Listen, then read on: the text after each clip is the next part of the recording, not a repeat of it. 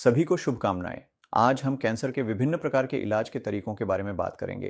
Cancer के इलाज में कई तरह की विधियां होती हैं, सिकौलें, और इन्हें लेकर हमारे मरीजों के मन में अक्सर बहुत भ्रम रहता है, जैसे कि सर्जरी कराएं, कीमोथेरेपी दें, रेडियोथेरेपी दें। इन सब बातों को लेकर कई तरह के कंफ्यूजन होते हैं।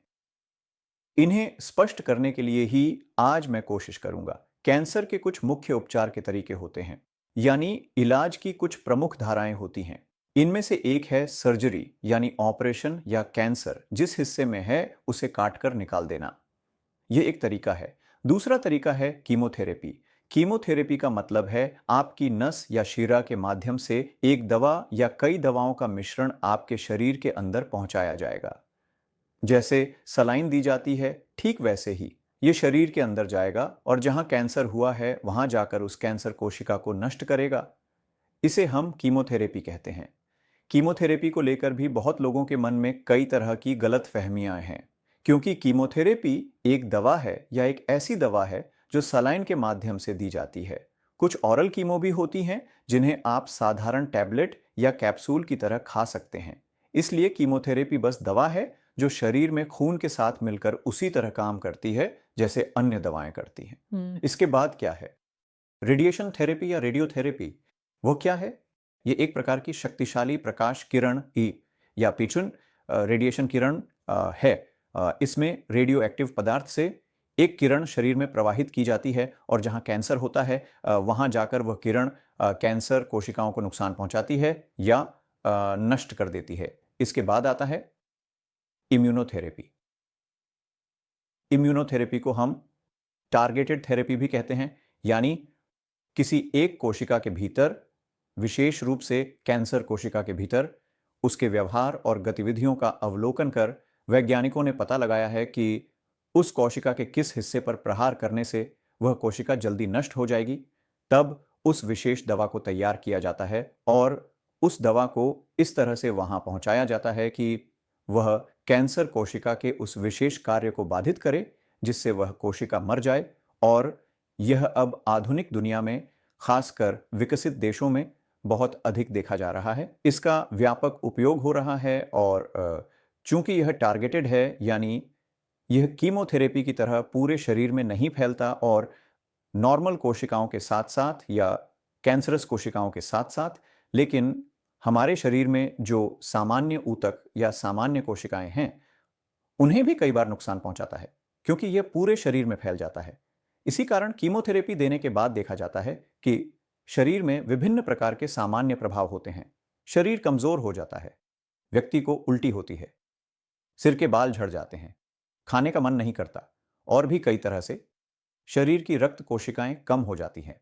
अनेक प्रकार के साइड इफेक्ट्स होते हैं, लेकिन टारगेटेड थेरेपी चूंकि विशिष्ट कैंसर कोशिकाओं के लिए एकदम निर्धारित होती है, इसलिए यह सीधे उस कैंसर की उस विशेष प्रक्रिया को बाधित करती है जिससे कैंसर कोशिका नष्ट हो जाती है।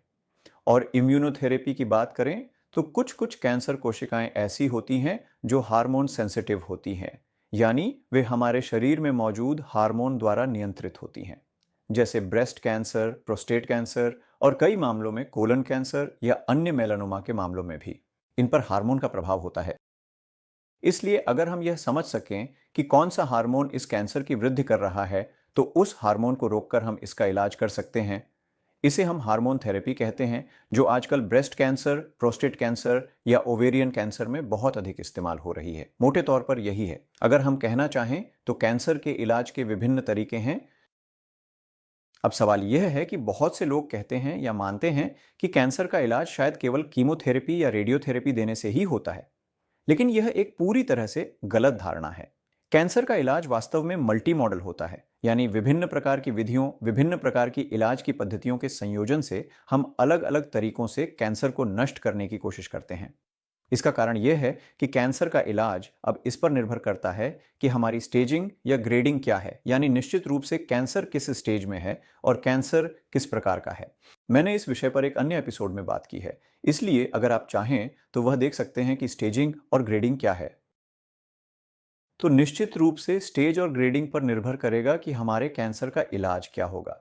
लेकिन अगर कैंसर शुरुआती स्टेज में है और कहीं दूर तक नहीं फैला है, तो ऐसे मामलों में कैंसर सर्जरी की बहुत बड़ी भूमिका होती है, चूंकि मैं खुद कैंसर सर्जन हूं, इसलिए मैं इस पर प्रकाश डालना चाहता हूं, क्योंकि बहुत से लोग सोचते हैं कि कैंसर होते ही सबसे पहले शायद कीमोथेरेपी देनी होगी, जबकि कैंसर का मतलब सिर्फ थेरेपी नहीं है। सर्जरी भी कैंसर के इलाज का एक महत्वपूर्ण हिस्सा है, ये बात बहुत से लोग नहीं समझते।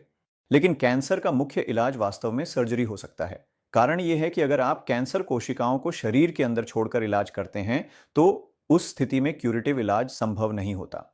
कैंसर के इलाज के दो चरण होते हैं, क्यूरेटिव और पैलिएटिव। इनमें से क्यूरेटिव यानी मरीज को हम कहते हैं कि इलाज के बाद वह पूरी तरह स्वस्थ हो जाएगा। यह कर पाना बहुत मुश्किल होता है और ज्यादातर मामलों में देखा गया है कि सर्जरी का कैंसर के अधिकतर मामलों में बहुत बड़ा योगदान होता है। और जब भी हम कैंसर कोशिकाओं या कैंसर से प्रभावित अंग को पूरी तरह से निकाल सकते हैं, सर्जरी के माध्यम से उसे पूरी तरह से हटाया जा सकता है। ऐसे में मरीज के पूरी तरह से ठीक हो जाने या क्योर हो जाने की संभावना बनती है। इसलिए निश्चित रूप से इसके बाद कभी कभी ऐसा देखा जाता है कि हम कैंसर सर्जरी के पहले या बाद में इलाज दे रहे हैं। हम हार्मोन थेरेपी दे रहे हैं, रेडियोथेरेपी दे रहे हैं। ये थेरेपी स्टेज पर निर्भर करती है, लेकिन कैंसर के इलाज में सर्जरी की एक बहुत महत्वपूर्ण भूमिका होती है।